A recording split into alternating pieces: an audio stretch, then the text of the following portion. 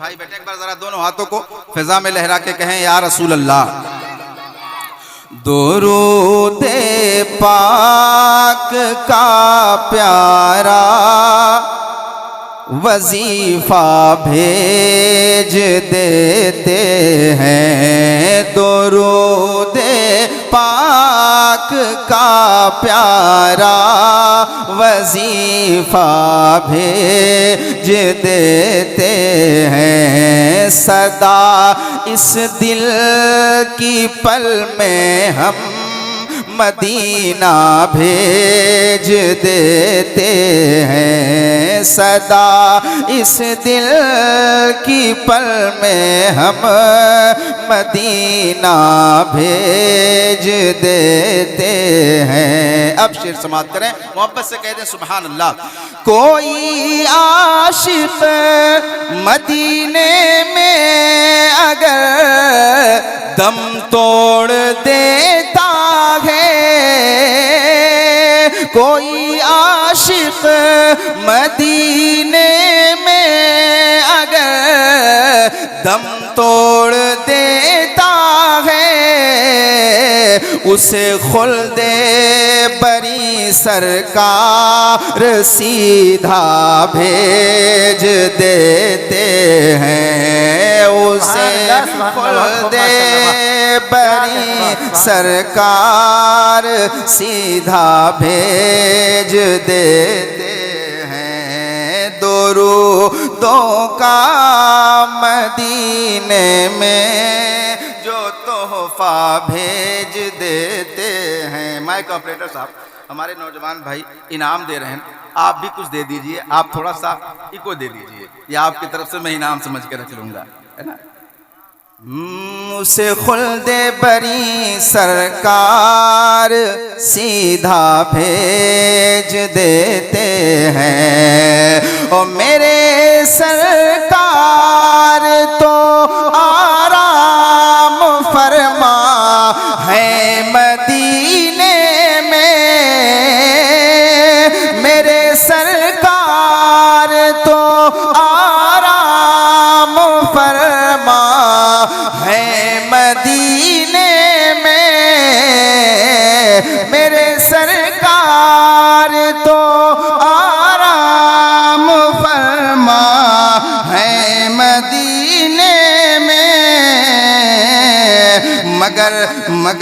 مگر اسلام کی خاطر نواسا بھیج دیتے ہیں. مگر اسلام کی خاطر نواسا بھیج دیتے ہیں. صدا اس دل کی پل میں ہم مدینہ بھیج دیتے ہیں. اور میں اس کلام سے انتخاب کر کے کوئی آخری شعر پڑھ دوں یا دوسرا مطلب پڑھوں, ایسا حکم. ایک بار محبت سے کہیں سبحان اللہ. مدینے سے میرے آقا نے خواجہ کو یہاں بھیجا, مدینے سے میرے آقا نے خواجہ کو یہاں بھیجا. ارے میرے خواجہ جسے چاہیں مدینہ بھیج دیتے ہیں. میرے خواجہ جسے چاہیں مدینہ بھیج دیتے ہیں. درود پاک کا پیارا وظیفہ بھیج دیتے ہیں. درود شریف پڑھیں. اللہم صلی علی سیدنا مولانا محمد بارک وسلم صلاۃ وسلام علیک یا رسول اللہ صلی اللہ علیہ وسلم. دیکھیں نعت پاک مصطفیٰ پڑھنا بھی عبادت کا کام ہے اور سننا بھی عبادت کا کام ہے. آپ بچپن سے سنتے چلے آئے ہیں, لیکن آج امام عالی مقام کی اس پاکیزہ مجلس میں بیٹھے ہیں, امام حسین کے نام پر بیٹھے ہیں. میں چاہتا ہوں کہ پورا مجمع میرے ساتھ امام علی مقام کے نام کا ورد کریں. پڑھیں گے آپ؟ صرف 2 شعر 2 بند پڑھوں گا میں، لیکن میں جاننا چاہتا ہوں آگے سے لے کے پیچھے تک کتنے حسینی بیٹھے ہیں جو امام حسین کے نام پر بغیر جھجک کے یا حسین کا نعرہ بلند کریں. میرے ساتھ پڑھیں، یا حسین یا حسین یا حسین یا حسین یا حسین یا حسین یا حسین یا حسین یا حسین. حسنین سے کہتے رہے حسنین کے نانا، حسنین سے کہتے رہے حسنین کے نانا، حسنین سے کہتے رہے حسنین کے نانا. ارے تم ظلم کے آگے نہ کبھی سر کو جھکانا. یا حسین یا حسین یا حسین یا حسین یا حسین یا حسین یا حسین یا حسین یا حسین. تھوڑی سی بیداری پیدا کریں آپ پیچھے سے. اگر آپ یا حسین نہیں کہہ سکتے تو کم سے کم آپ کی سبحان اللہ کی صدا اہل اسٹیج خصوص علماء کرام کی توجہ اور ان کی دعائیں چاہتے ہوئے 4 مصرے پیش کر رہا ہوں، سماعت کریں. میدان میں وہ مرکز انوار چلا ہے، ہاتھوں میں لیے حیدری تلوار چلا ہے. میدان میں وہ مرکز انوار چلا ہے، ہاتھوں میں لیے حیدری تلوار چلا ہے. مصرع مکمل ہو، آپ کی آواز اسٹیج تک آنی چاہیے. ہاتھوں میں لیے حیدری تلوار چلا ہے. ارے دیور نے کہا حیدر کرار چلا ہے، دیور نے کہا حیدر کرار چلا ہے. ارے جنت کے نوجوانوں کا سردار چلا ہے. یا حسین یا حسین یا حسین یا حسین یا حسین یا حسین یا حسین یا حسین یا حسین. اشعار بہت ہیں لیکن میں نے 2 بند کا وعدہ کیا تھا، کیونکہ دوران نظامت میں نے جتنے اشعار پڑھے تھے سب کو سمیٹ کے کلام میں محفوظ کر دیا ہے، لیکن وقت کی تنگ دامانی کا بھی مجھے احساس ہے. آخری بند ملاحظہ کریں، ایک بار محبت سے کہیں سبحان اللہ. یا حسین یا حسین یا حسین یا حسین.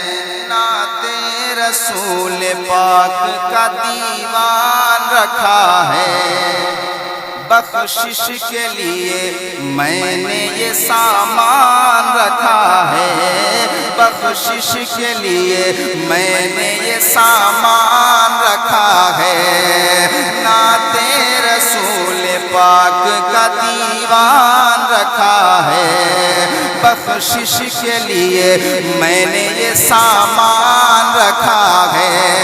اور کیا دوش پیمبر پہ حسین ابن علی ہے، کیا دوش پیمبر پہ حسین ابن علی ہے. ارے یا واقعی قرآن پہ قرآن رکھا ہے. یا حسین یا حسین یا حسین یا حسین یا حسین یا حسین یا حسین یا حسین یا حسین. یہ وہی دن ہے جس دن جناب آدم علیہ السلام کی پیدائش ہوئی. لوح و قلم کو اللہ نے پیدا فرمایا. 10ویں تاریخ محرم کی یوم عاشور ہی کا دن تھا جب جناب آدم علیہ السلام کی توبہ اللہ کے یہاں قبول ہوئی. یوم عاشور ہوئی کا دن تھا جب حضرت یونس علیہ السلام مچھلی کے پیٹ سے باہر نکالے گئے. یوم عاشور ہی کا دن تھا جب جناب ابراہیم پر نار نمرود گلے گلزار ہوئی. یوم عاشور ہی کا دن تھا جس دن حضرت سیدنا ابراہیم خلیل اللہ کے یہاں جناب اسماعیل ذبیح اللہ کی پیدائش ہو رہی ہے. 10ویں محرم ہی کی تاریخ یعنی یوم عاشور ہی کا دن تھا جس دن حضرت یوسف علیہ السلام کو مصر کی شہنشاہی عطا کی گئی، یوم عاشور یعنی 10 محرم ہی کی تاریخ تھی، جس دن تقریباً 40 سال بچھڑنے کے بعد جناب یوسف علیہ السلام کی ملاقات اپنے والد محترم جناب یعقوب علیہ السلام سے ہوئی۔ یہ 10ویں محرم ہی کی تاریخ تھی، جس تاریخ میں بڑے بڑے واقعات رونما ہوئے۔ حضرت موسیٰ علیہ السلام کی قوم کو فرعون سے اللہ نے نجات عطا فرمائی، حضرت عیسیٰ علیہ السلام کو آسمانوں پر اٹھایا گیا، اور سب سے بڑی بات تو یہ کہ 10 محرم ہی کی تاریخ تھی، جس تاریخ میں نواسے رسول سیدنا سرکار امام حسین رضی اللہ تعالیٰ عنہ کو شہید کیا گیا۔ تو آپ تاریخ اسلام اٹھا کے دیکھیں، اس تاریخ میں بڑے اہم واقعات رونما ہوئے۔ پتہ یہ چلا اللہ کے یہاں یہ تاریخ بڑی مقدس ہے اور بڑی اہم ہے۔ جب یہ تاریخ بہت اہم ہے تو اس تاریخ کا جو پیغام ہوگا، اس دن کا جو میسج ہوگا، وہ میسج بھی اہم ہوگا۔ میں واقعات کربلا کی طرف آپ کو نہیں لے جانا چاہتا، میں صرف کربلا کا پیغام کیا ہے، کربلا کا مقصد کیا تھا، کربلا کا مشن کیا تھا، وہ آپ کے سامنے رکھنے کی کوشش کروں گا۔ حسین کا نعرہ لگا لینا آسان ہے، یا حسین کہہ دینا بہت آسان کام ہے، لیکن پکا حسینی بن کے دکھانا دنیا میں بڑا مشکل کام ہے مسلمان۔ یہ شہادت گہ الفت میں قدم رکھنا ہے، لوگ آسان سمجھتے ہیں مسلمان ہونا۔ پوری زندگی اور پورے سال ہم اپنی من مرضی سے گزارتے ہیں، کانوں میں ایئر فون لگا کے گانے سنتے ہوئے نظر آتے ہیں، شادی بیاہ کے موقع پر ہمارے نوجوان ناچتے پھرتے نظر آتے ہیں، اور جیسے ہی محرم شریف کا مہینہ شروع ہوتا ہے، ایک دیگ بریانی بنوا دیے، ہو گئے سب سے بڑے حسین۔ شربت 10 کلو شکر منگوا کے شربت بنوا دیا، ہو گئے حسین۔ حسینیت کا مزاج کیا ہے اور حسینیت کا پیغام کیا ہے، وہ پیغام میں آپ کو دینا چاہتا ہوں مسلمانوں، ورنہ سنتے رہیں آپ واقعات کربلا۔ میرے عزیزو، آپ ذرا اندازہ لگائیں، امام علی مقام رضی اللہ تعالیٰ عنہ کربلا کیوں گئے تھے، ان کا مقصد کیا تھا، ان کا مشن کیا ضرورت پڑی تھی امام علی مقام کو کربلا جانے کی؟ یزید حکومت کر رہا تھا، کرتا رہتا، امام حسین رضی اللہ تعالیٰ عنہ کو کربلا جانے کی کیا ضرورت تھی؟ یہ سوال پیدا ہو سکتا ہے۔ امام حسین رضی اللہ تعالیٰ عنہ نے مدینہ کیوں چھوڑا؟ وہ مدینہ جس مدینے میں نانا جان کا روضہ انور ہے، وہ مدینہ جس مدینے میں حضرت سیدہ خدیجہ الکبریٰ آرام فرما ہے، جس مدینے میں حضرت سیدہ فاطمہ الزہرا آرام فرما ہے، وہ مدینہ جہاں پہ مسجد نبوی ہے، وہ مسجد نبوی جس مسجد میں ایک وقت کی نماز پڑھ لینے پر اللہ 50,000 نمازوں کا ثواب عطا کرتا ہے۔ لیکن میرے امام نے مدینہ چھوڑ دیا، مکہ آئے۔ مکے میں بھی آپ نے قیام نہیں فرمایا، بلکہ مکہ بھی چھوڑ کے کربلا کی طرف روانہ ہو رہے ہیں۔ حج کا مہینہ چل رہا ہے، پوری دنیا کے مسلمان حرم کی طرف آ رہے ہیں، اور حرم کا جو امام ہے، جو امام المشرقین ہے، وہ کربلا کی طرف جا رہا ہے۔ غلام کعبہ دیکھنے آ رہے ہیں، امام کربلا کو سجانے چلا ہے۔ کسی نے سوچا کہ امام کربلا کیوں جا رہے تھے؟ امام کا مقصد کیا تھا کربلا جانے کا؟ اپنے گھر کے اندر پڑے رہتے، مدینے میں مسجد نبوی کے مصلی پر بیٹھ کر مصلی امامت پر مصلی امامت کے فرائض انجام دیتے۔ وہ تو رسول اللہ کے جانشین تھے نا، مصطفیٰ کے منبر اور مصطفیٰ کے مصلی کے وارث تھے۔ وہ کہہ دیتے کہ مجھے کیا ضرورت پڑی ہے کسی سے ٹکر لینے کی؟ آج کے زمانے کے حالات آپ کے سامنے ہیں۔ آج اگر مسلمانوں پر تمام طرح کی مصیبتیں پریشانیاں آ رہی ہیں، ہمارے سجادگان اپنے اپنے حجروں میں آرام کر رہے ہیں، کسی کو باہر نکل کر کچھ کہنے کی ضرورت نہیں ہے۔ ہر شخص یہ سوچ رہا ہے حکومت ظلم کر رہی ہے، کرنے دو، حکومت مدارس کو مسمار کر رہی ہے، کرنے دو، مساجد کو ڈھیر کر رہی ہے، کرنے دو۔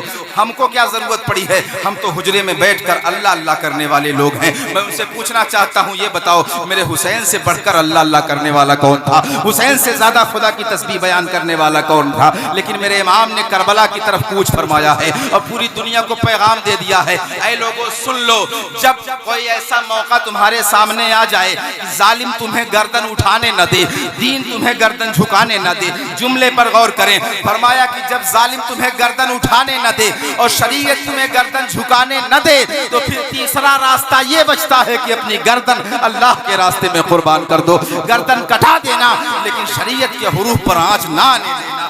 مصطفیٰ جان رحمت کا نواسا پیغام دے رہا ہے۔ کربلا جاتے جاتے میرے امام نے پیغام دیا تھا، اے لوگو سنو کربلا میں کیوں جا رہا ہوں، سنو میں مسجد نبوی کے مصلی پر بیٹھ کر اللہ اللہ کر سکتا تھا، حضور کے منبر کو زینت بخش سکتا تھا، لیکن سن لو جب مصطفیٰ کی شریعت گھر گھر پر لاگو ہو چکی ہو، ہر گھر میں رسول اللہ کی شریعت پر عمل کیا جا رہا ہو، ہر گھر سے قرآن کی تلاوت کی صدا آ رہی ہو، تو پھر سجدے مسجد کی چٹائیوں پر ادا کر لینے سے بندگی کا حق ادا ہو جاتا ہے، لیکن جب شریعت کی پامالی کی کوشش کی جا رہی ہو، حلت و حرمت کے ضابطے کو توڑنے کی ناپاک کوشش کی جا رہی ہو، مصطفیٰ کی شریعت کو اپنی طبیعت سے بدلنے کی کوشش کی جا رہی ہو، تو اے مسلمانوں سن لو، پھر ایسے موقعوں پر مسجدوں کی چٹائیوں پر رب کے سجدے ادا نہیں ہوتے ہیں، بلکہ 22,000 تلواروں کے چھاؤں میں اللہ کے سجدے ادا کیے جاتے ہیں۔ وہ سجدہ کربلا میں میرے امام نے، سبحان اللہ، بہت خوب ماشاءاللہ، میرے امام نے کربلا کا پیغام دے دیا ہے۔ سن لو، جب ہر شخص شریعت مصطفیٰ کے سانچے میں ڈھلا ہوا ہو، قوم کی بیٹیاں پردے کی پابند ہوں، نماز و روزے کی پابند ہوں، ہر شخص کی زبان پر قرآن کے نغمے گونج رہے ہوں، تو پھر رحل پر رکھ کر قرآن پڑھ لینے سے قرآن کی تلاوت کا حق ادا ہو جاتا ہے، لیکن جب اسی قرآن کے احکام کی خلاف ورزی کی جا رہی ہو، اسی قرآن کے قوانین کو بدلنے کی کوشش کی جا رہی ہو، تو پھر قرآن رحل پر رکھ کر پڑھنے سے قرآن کی تلاوت کا حق ادا نہیں ہوتا ہے، بلکہ گردن کٹا کر کے نیک نوزہ پر قرآن کی تلاوت کرنے سے قرآن کی تلاوت کا حق ادا ہوتا ہے۔ شاعر کہتا ہے زنجیر بولتی رہی در بولتا رہا، لوٹے تو ام ہانی کا گھر بولتا رہا، ایک پل میں سرے عرش گئے آئے محمد، سدرا پہ جبرائیل کا پر بولتا رہا، اور تھرا گئے یزید کے سب لشکروں سپاہ، نیزے پہ جب حسین کا سر بولتا رہا۔ میں پوچھنا چاہتا ہوں، ہم دعویٰ تو کرتے ہیں کہ ہم حسین والے ہیں، لیکن کیا ہم حسین والا کام بھی کر رہے ہیں؟ امام حسین کا یزید سے جھگڑا کس بات کا؟ میں بتاؤں، آپ نے علماء سے سنا ہوگا کہ یزید شراب پیتا تھا، یزید بدکاری کرتا تھا، مغنیات کا عادی تھا، نغمے سنتا تھا، موسیقیاں سنتا تھا۔ کیا یہ کمیاں ہمارے معاشرے میں نہیں پائی جاتی؟ کیا ہمارے نوجوان شراب نہیں پیتے؟ کیا ہمارے نوجوان گانے نہیں سنتے؟ کیا ہمارے نوجوان گانوں کی دھن پر ڈانس نہیں کرتے؟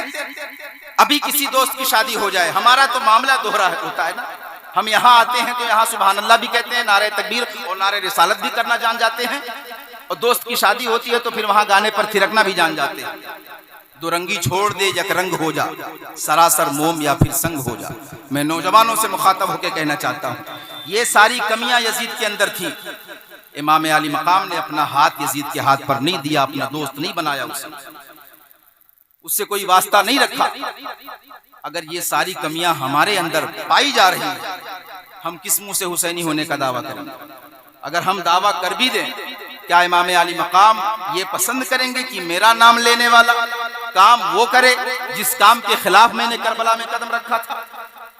صرف حسین پاک کی لڑائی صرف یزید سے نہیں تھی، بلکہ حسین پاک ہر گناہ کے خلاف کربلا کے میدان میں اترے تھے۔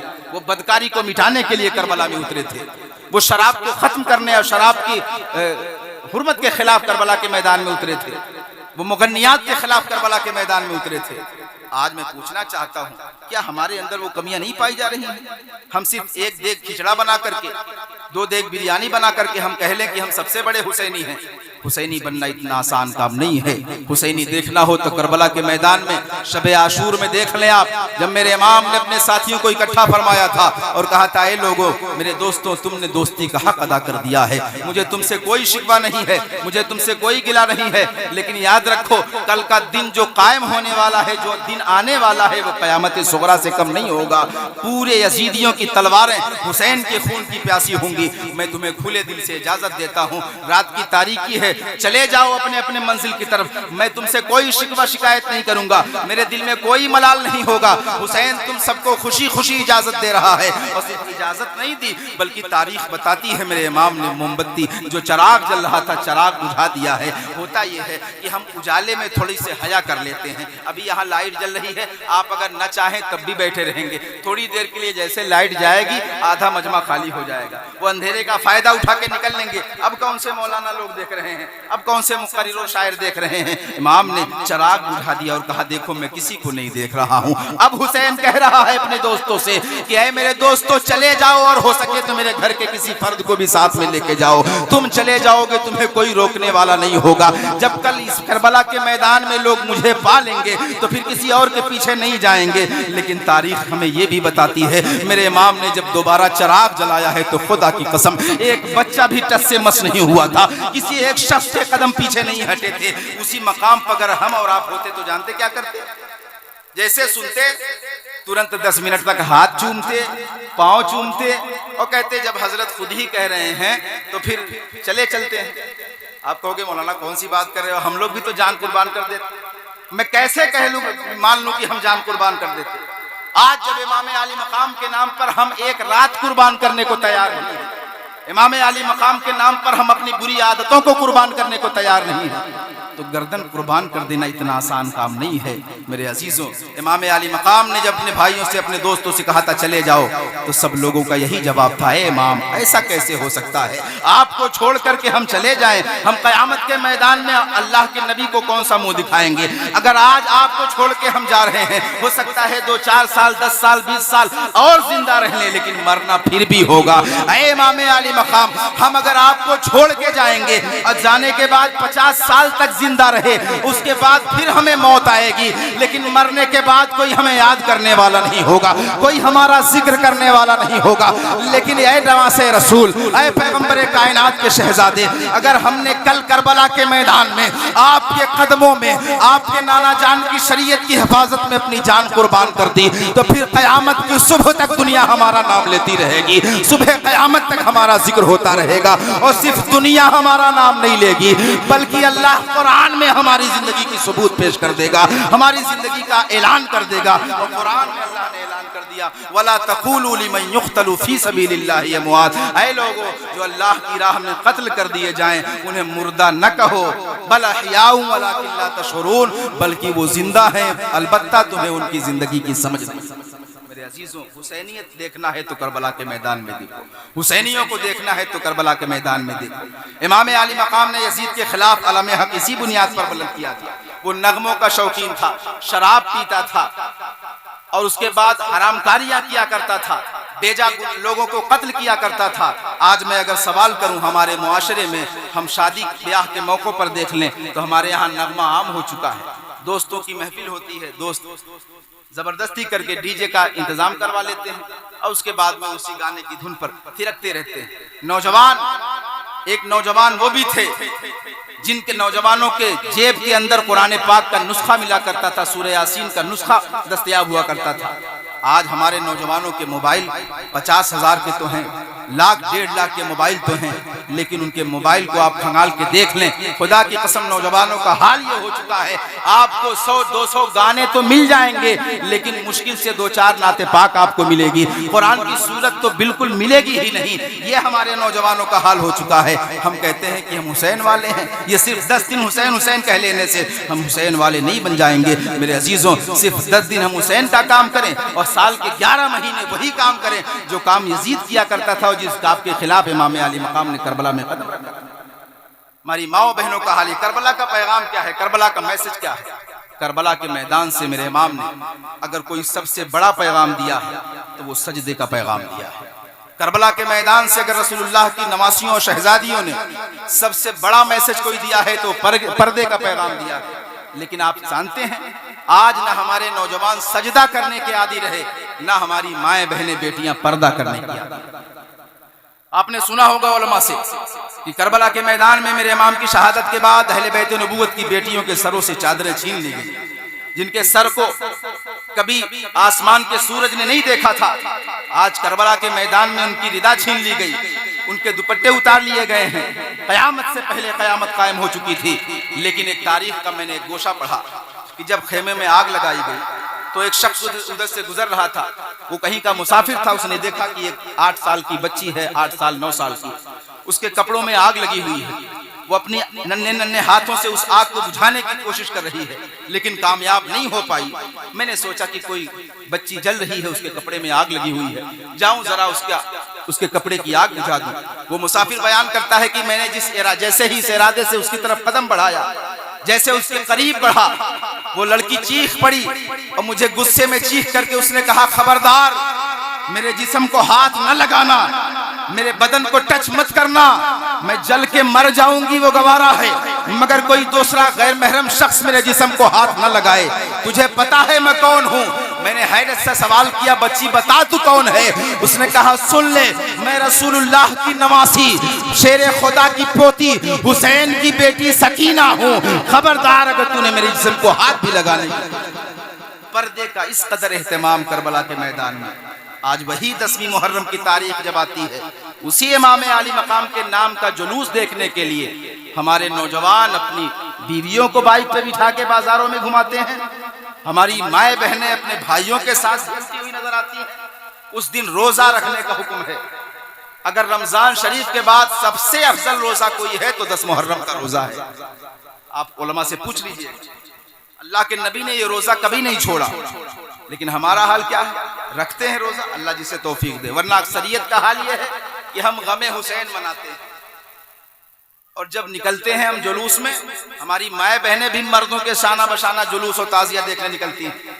جگہ جگہ سبیل لگی ہوتی ہے، شربت کا اسٹال لگا ہوتا ہے، وہ اٹھا اٹھا کے پیتی ہیں۔ یار پیاسوں کا غم منا رہی ہیں، وہاں پانی بھی میسر نہیں تھا، یہاں شربت پی پی کے پیاسوں کا غم منایا جا رہا ہے، بھوکوں کا غم منایا جا رہا ہے، ملیدہ کھا کھا کر کے، بریانی کھا کھا کر کے۔